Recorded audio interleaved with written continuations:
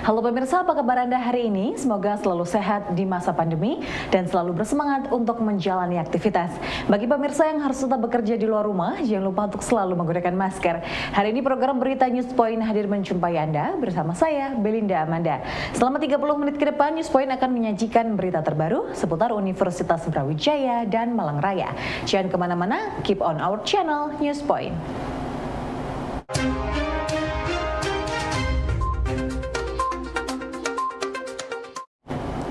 Pemirsa, untuk mencegah penyebaran COVID-19 varian Omikron di Kota Batu, sebanyak 75 personel gabungan yang terdiri dari TNI, Polri, Dishub, BPBD, dan Satpol PP yang tergabung dalam pasukan Pamor Keris, patroli motor penegakan protokol kesehatan masyarakat dikerahkan untuk berpatroli di tempat-tempat kerumunan masyarakat.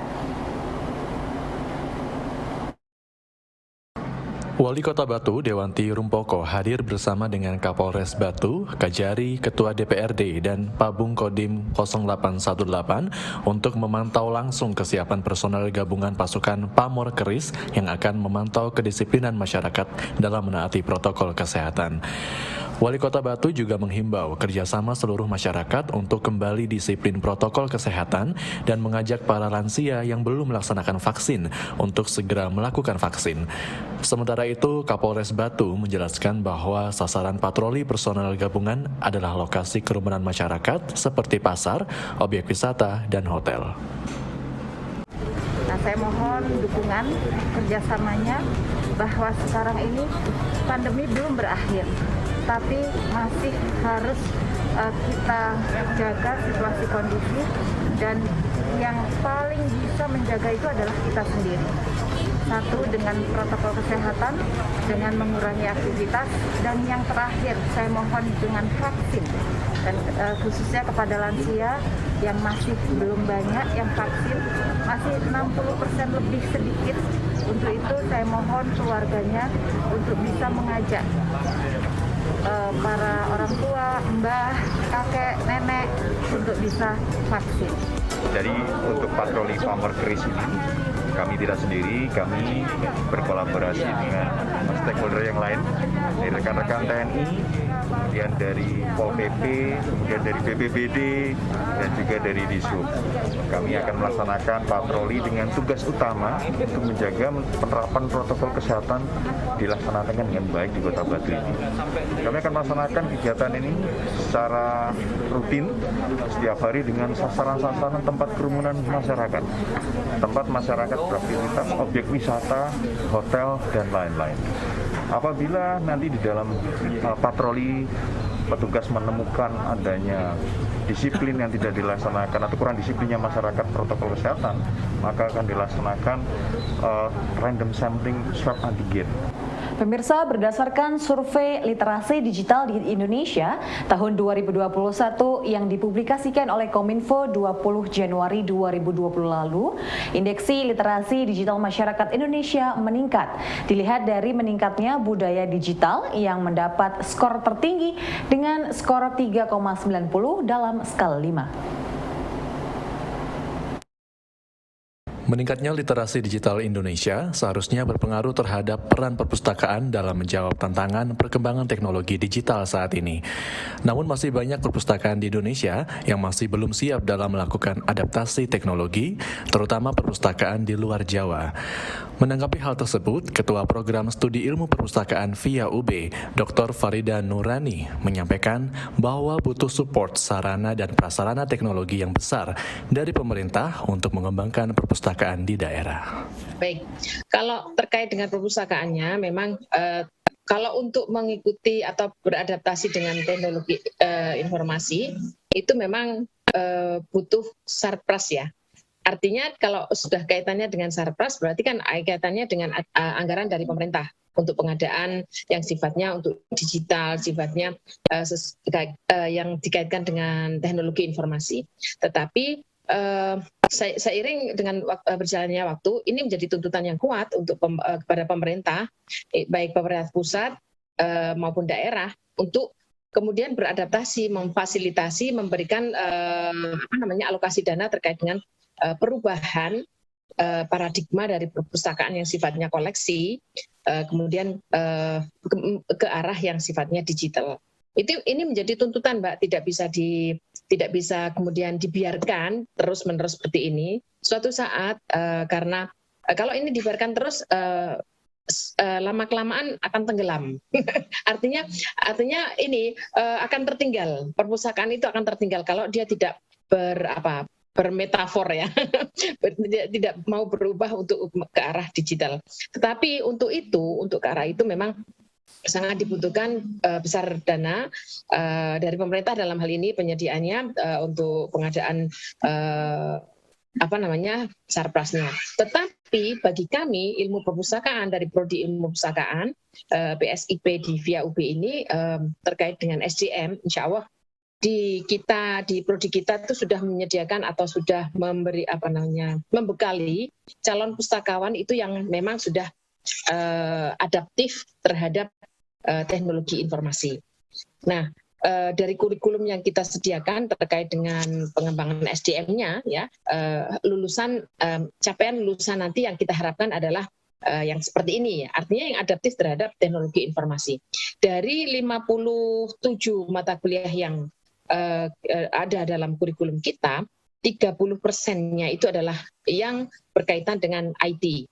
Sehingga kalau misalnya SDM kita nanti lulusan kita di pasar terserap tenaga kerja terserap di pasar kerja, saya kira mereka sudah bisa bisa tinggal applied ya, tinggal aplikasinya.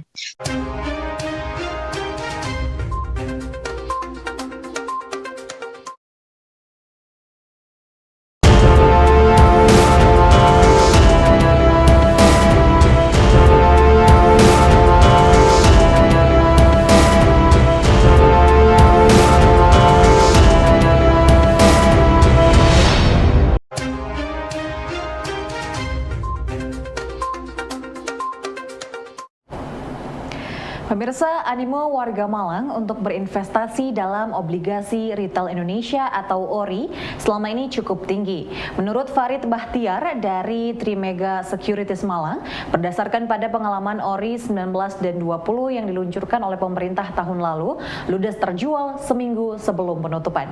Menurutnya, ORI 21 ini juga diperkirakan akan habis diserap oleh warga Malang sebagai salah satu investasi yang aman karena 100% dijamin oleh pemerintah dan memiliki kupon yang lebih tinggi dibandingkan dengan deposito.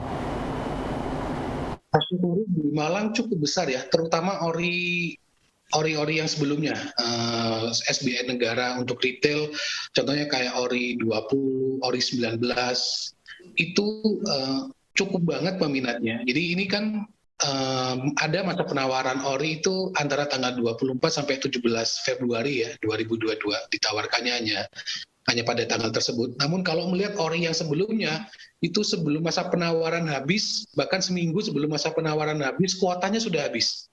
Jadi pemerintah dalam mengeluarkan ORI ini ada kuota tertentu, dan kalau melihat pengalaman 2 ORI sebelumnya, itu kuota sebelum masa penawaran habis, itu sudah habis terjual. Jadi kalau mau beli ORI, karena memang pertama kuponnya cukup tinggi dibandingkan deposito, yang kedua full dananya dijamin oleh negara, itu peminatnya cukup besar. Jadi kalau mau beli ORI 21 cepat-cepat aja, karena melihat histori 2 ORI sebelumnya itu seminggu sebelum masa penawaran sudah habis kuotanya. Direktorat Inkubasi Inovasi Bisnis UB setiap tahunnya melakukan inkubasi ratusan wirausaha dari mahasiswa dan tendik.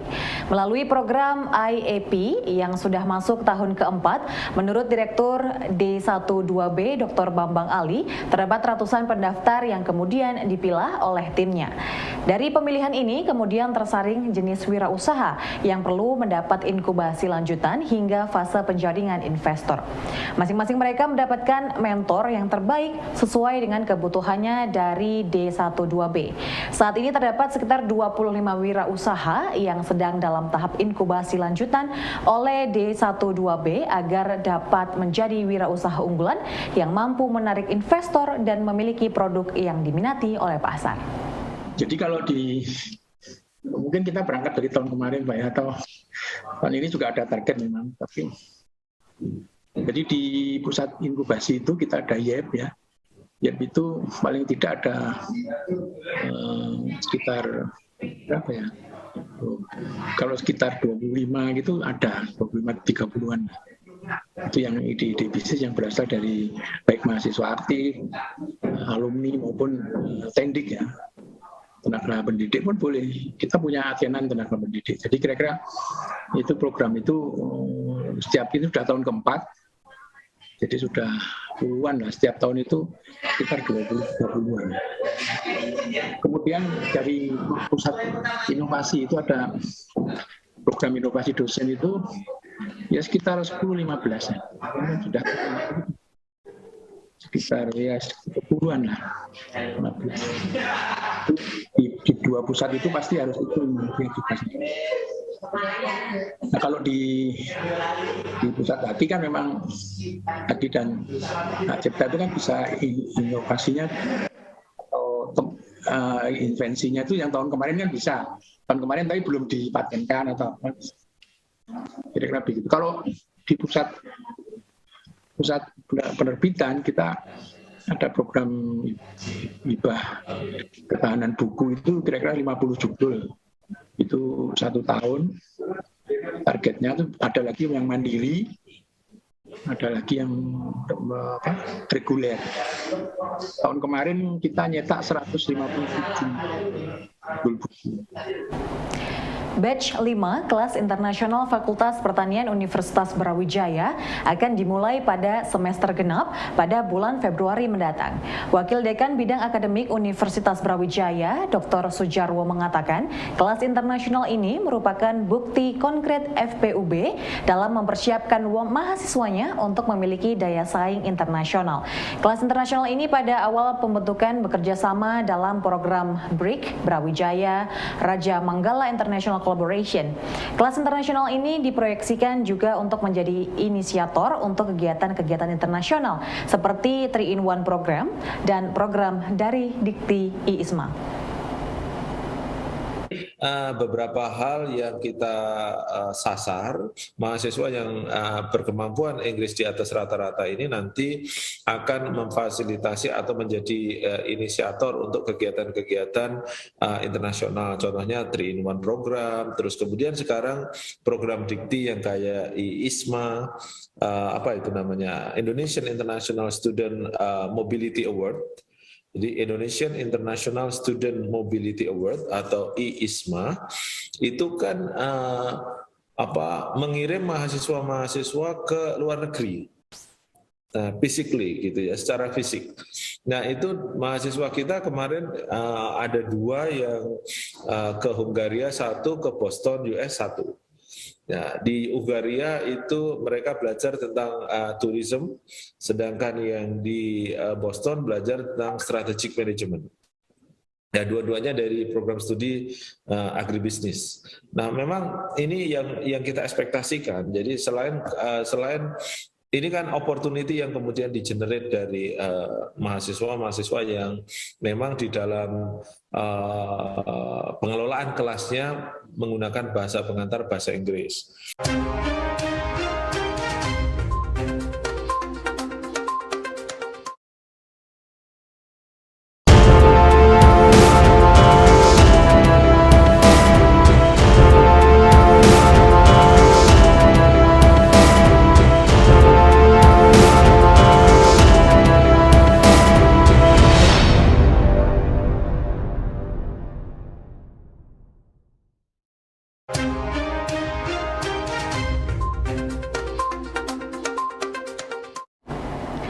Pemirsa, pemerintah melalui Direktorat Jenderal Pengelolaan Pembiayaan dan Risiko Kemenkyu resmi merilis masa penawaran obligasi Retail Indonesia 21 atau ORI 21. ORI 21 ini menjadi investasi dari pemerintah yang ditawarkan kepada individu dengan harga Rp1 juta. Menurut Farid Bahtiar dari Trimega Securities Malang, salah satu agen yang ditunjuk oleh pemerintah untuk memasarkan ORI, investasi melalui ORI dijamin aman karena 100% 100% dijamin oleh pemerintah dan juga membantu pemerintah dalam hal pemenuhan pembiayaan negara. Selain itu, biaya ori juga terjangkau karena dapat dipesan dengan harga 1 juta dengan imbal hasil yang menarik karena dapat langsung ditransfer ke rekening pemilik tiap bulannya. Ori itu adalah salah satu instrumen surat berharga negara yang ditawarkan ke individu atau perseorangan warga negara Indonesia.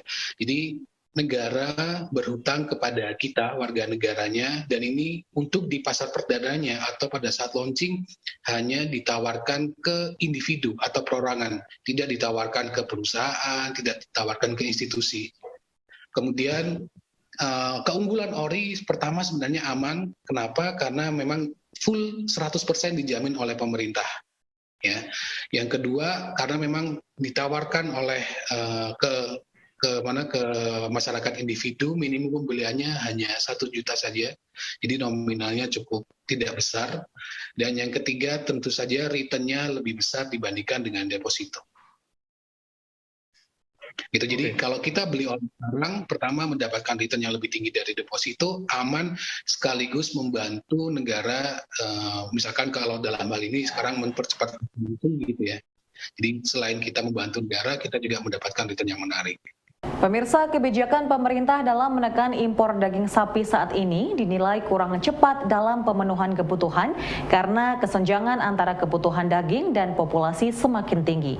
Guru Besar Peternakan UB, Profesor Trinil Susilawati menekankan perlunya regulasi pemerintah dalam penyediaan pembibitan yang berkelanjutan dengan ternak lokal dan ketersediaan pakan yang berkualitas.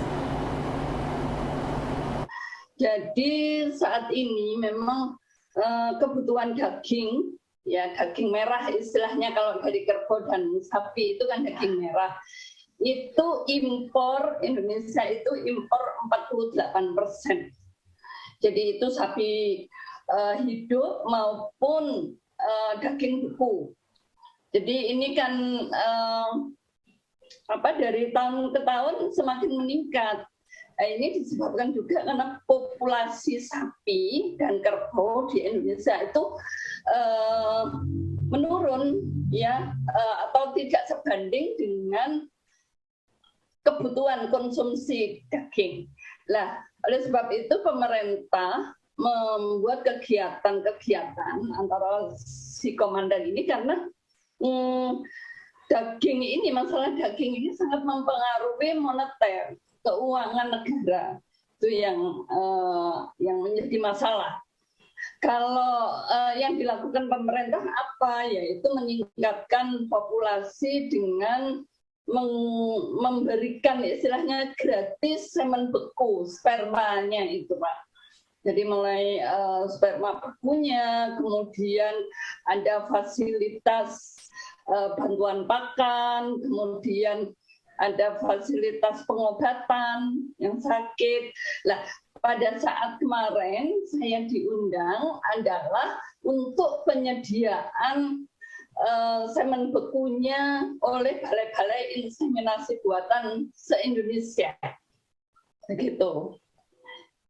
Jadi pemerintah kan sebagian besar adalah menggunakan inseminasi buatan menggunakan semen beku. Sperma beku itu Pak.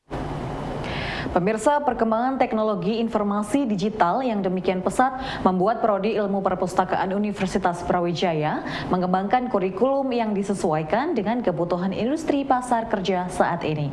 Mahasiswa Prodi Ilmu Perpustakaan tidak hanya dibekali dengan pengetahuan seputar perpustakaan dan kearsipan saja, namun ditambahi dengan pengetahuan dan skill terkait tata kelola informasi yang menjadi kurikulum khas Prodi Perpustakaan via UB. Seperti dijelaskan oleh Ketua Program Studi Ilmu Perpustakaan via UB, Dr. Farida Nurani berikut ini. Di kurikulum kita, PSIP kita di VIA itu yang menjadi ciri khas dari VIA ya, khususnya PSIP VIA itu menjadi ciri dari muatan kurikulum kita adalah tata kelola informasi. Nah, ini tidak lepas dari itu tadi yang disampaikan Mbak Nia tadi, bahwa kita mempersiapkan mereka tidak hanya untuk sebagai pustakawan yang ada di gedung perpustakaan yang tadi kita sampaikan, tetapi mereka siap untuk berada di dunia industri, pasar industri. Banyak mereka diserap di ya tadi sampaikan di digital asset management. Dia mengelola digital asset management. Dia juga mengelola di industri ya terkait dengan ekonomi informasi. Nah, belajar tentang ekonomi informasi itu tidak melulu hanya ini, tapi bagaimana tren perkembangan ekonomi atau pertumbuhan ekonomi itu dari informasi dan seterusnya. Nah, banyak sekali mata kuliah ya, seperti audit informasi, pengembangan kearsipan misalnya, pengembangan kearsipan elektronik. Nah, itu kan membutuhkan yang sifatnya IT tadi, sistem informasi tadi. Kemudian arsitektur informasi dan basis data, bibliometrika, komunikasi publik, dan preservasi maupun konservasi informasi. Itu kita persiapkan mereka untuk begitu terserap di industri itu mereka tidak gagap gitu loh. Tapi mereka sudah aware, sudah mengerti, saya sudah paham seperti ini. Nah, itu yang kita persiapkan di Prodi. Pemirsa, informasi tadi sekaligus menutup perjumpaan kita hari ini. Jangan lupa untuk selalu menyaksikan News Point setiap hari pukul 19.30 waktu Indonesia Barat hanya di UB TV, Televisi Pendidikan Universitas Brawijaya. Saya Belinda Amanda dan seluruh kru yang bertugas pamit undur diri. Tetap patuhi protokol kesehatan, wajib menggunakan masker. Terima kasih dan selamat beraktivitas.